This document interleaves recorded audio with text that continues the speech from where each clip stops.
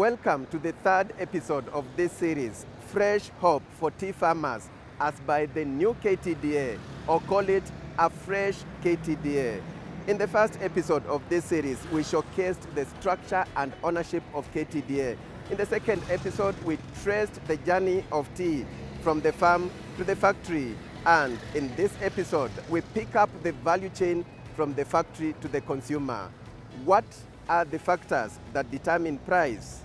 Welcome, I'm Alex Chamwada. Kenya Tea Development Agency is a global leader in quality teas. The company is responsible for about 60% of tea produced in Kenya. Remember, KTDA serves over 650,000 smallholder tea farmers who are shareholders to 54 tea companies that own KTDA Group Holdings and its 8 subsidiary companies. The private tea agency has presence in 16 counties in Kenya. Before we delve into the dynamics that determine the price of tea, it is worth noting that there are 71 tea factories that process the tea produced by the farmers who are served by KTDA, and that one of the subsidiaries, known as KTDA Management Services, is responsible for managing the factories. They provide now management services which the farmers, of course, have no skills on that.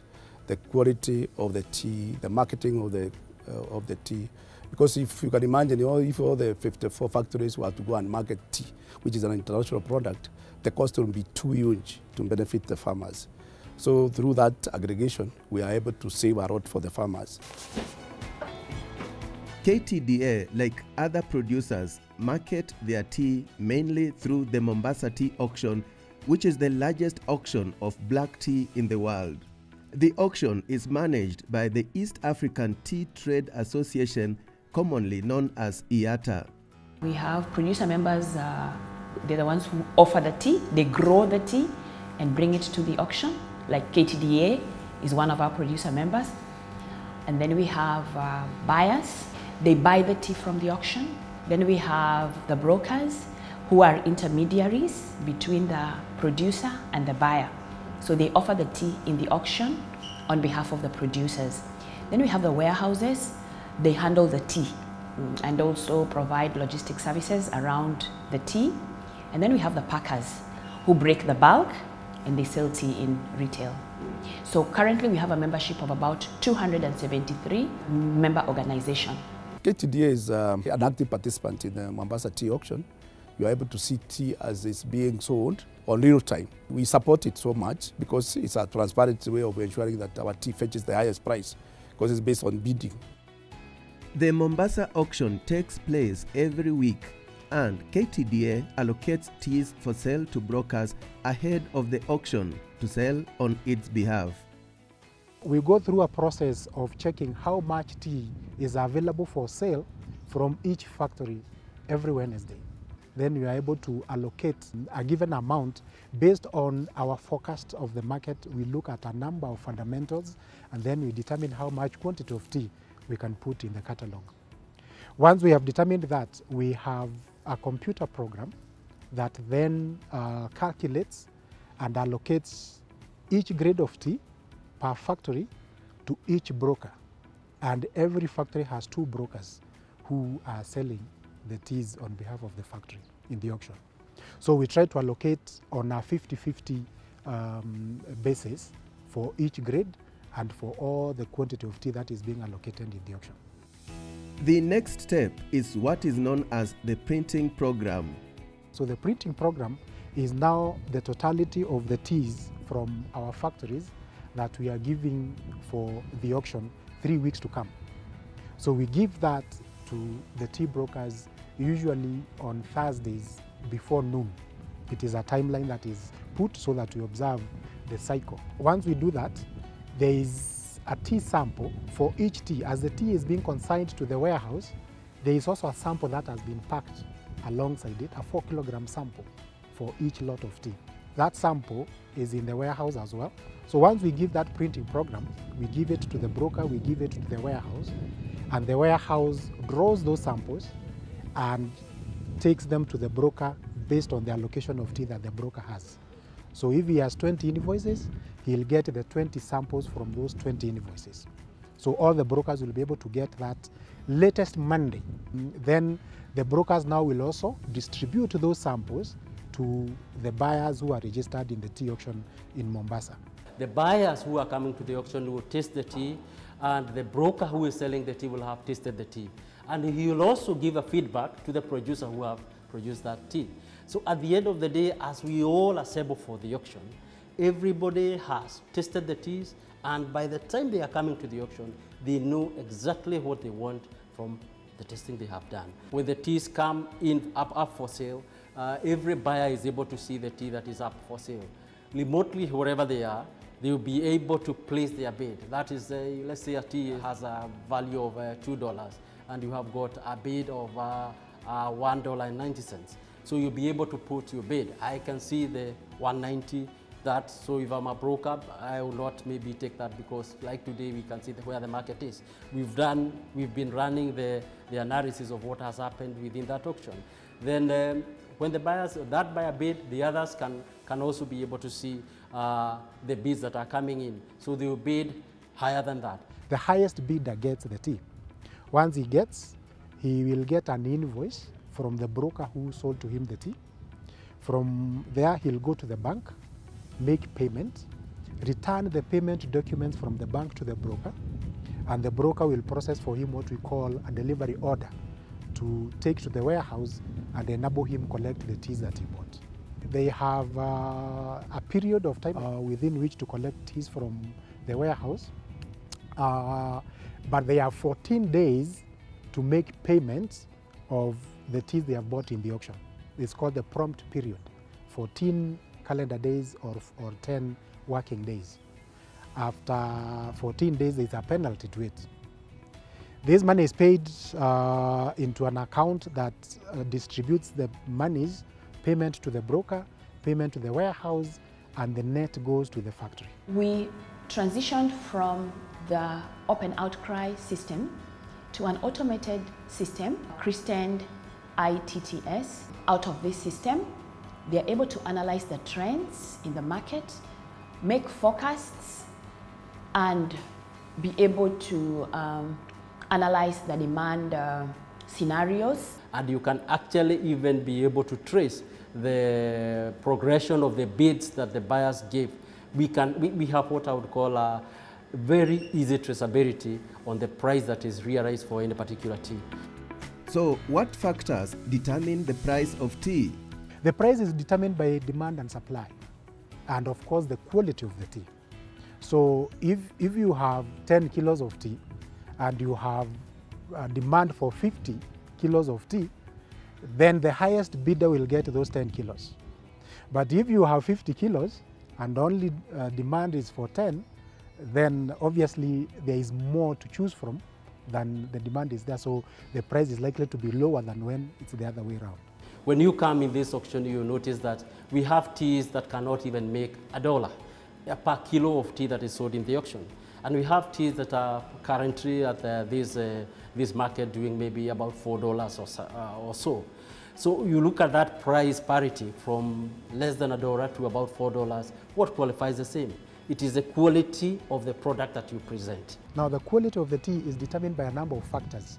First and foremost is the cultivar or the clone of the tea that has been planted. We have some varieties of teas that are by nature not as high quality as others. Number two is the agronomic practices in the farm. How have the farms been tended? What are the plucking standards? How often are the plucking cycles? The shorter the plucking cycle, of what we call the 2 leaves and a bud, the better the quality of that tea. The other aspect is the post-harvest handling of the leaf. The best quality of tea is when leaf is plucked and preserved in a certain manner where it is aerated so that it doesn't build up heat. Of course, immediately after plucking, chemical reactions start taking place in the leaf inside, and out of that, it generates heat, and there is a temperature regime within which that chemical reaction should take place. Then there is weather and climatic conditions, as well as soil contents and altitude. In Kenya, of course, most of our leaf is grown between 1,500 and I think the highest is about 2,200 meters above sea level. If you go to other countries like Rwanda, you'll find teas growing above that altitude, and you'll find that those teas are naturally endowed with more desirable characters than the ones on the lower altitude. All said and done though, the quality of the tea is best or worst depending on the buyer who is buying.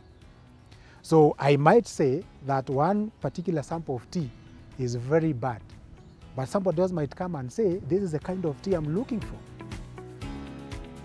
We are looking at several factors. One of them is the color, and it is supposed to be golden yellow, or we call it a mellowed cup. Then we are also looking at the thickness. The thicker the cup, the better. Then we are looking at, we also call it the body. The body now is a combination of the color, the thickness, and the general appearance. In the global tea market, statistics indicate that Kenya is the largest exporter of black tea, but it is not the largest producer. While China and India are the largest producers of tea in the world, they consume almost all of their tea. What we consume here is 5%. Out of our total production, 95% is exported, 5% is consumed locally. And that is offered through the packers and also the producers through their factory gate sales. The biggest buyer of KTDA tea is Pakistan. And indeed, Pakistan is the biggest buyer of black tea in the world. Pakistan is followed by the UK, then it is followed by Egypt, it's followed by UAE, there is Yemen, and there is Afghanistan. All in all, about 80–85% of our teas end up in about 13 markets. The rest, 15% or so, in other global destinations. Well, Kenyan tea is the best tea, and it is one of the most invigorating experiences in the morning when you have a nice, hot, fresh cup of Kenyan tea in Kenya. The reason why majority of our teas are exported, of course, is because we consume very little. If you go to these countries where they are taking a lot of tea, like in Pakistan, they are consuming a lot of tea per capita consumption. In Kenya, it's less than half, 0.5 per capita consumption. Hence, the need for a campaign to encourage Kenyans to improve on their consumption of tea. And one of the most commonly asked questions is whether the tea exported is of better quality than the tea consumed locally. What the factory is selling at the door here, there is no difference between that tea and what they are packing for taking to Mombasa. If you go to Mombasa, the people who are buying tea in the auction, they are local packers who are buying tea in the auction to pack for local distribution. So it is the same tea. Locally, Kenya Tea Packers, commonly known as KTDA, is the leading tea blending and packaging company with over 50 products including black tea, flavored tea, green tea, purple tea, white tea, and herbal infusions. KTDA is a subsidiary of KTDA.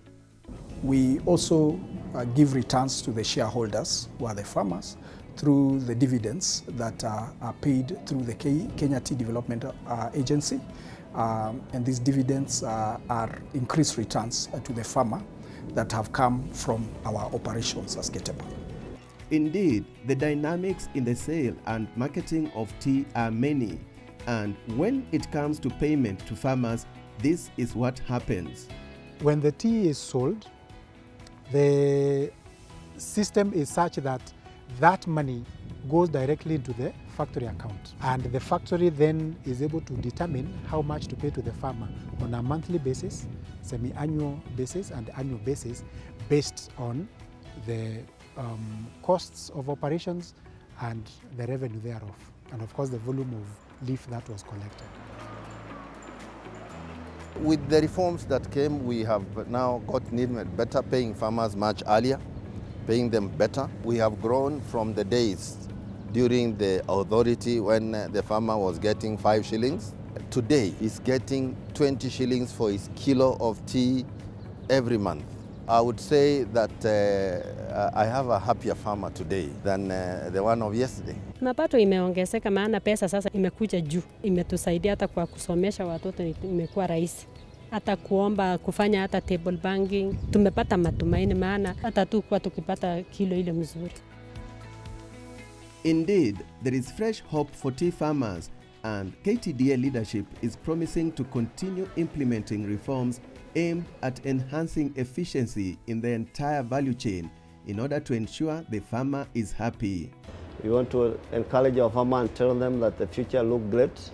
We have worked in our institution reforms, and we will ensure that farmers are able to get more. We will be their ambassador, we will be there listening to them, and we look forward to ensure that we continue performing better and supporting our farmers, ending poverty, and also ensuring we contribute in the growth of our country. Great. On that note, we come to the end of episode 3 of this series, Fresh Hope for Tea Farmers by the new KTDA. Join us next week for the final episode of this series, and we will be looking at KTDA's corporate social responsibility. Many thanks for watching.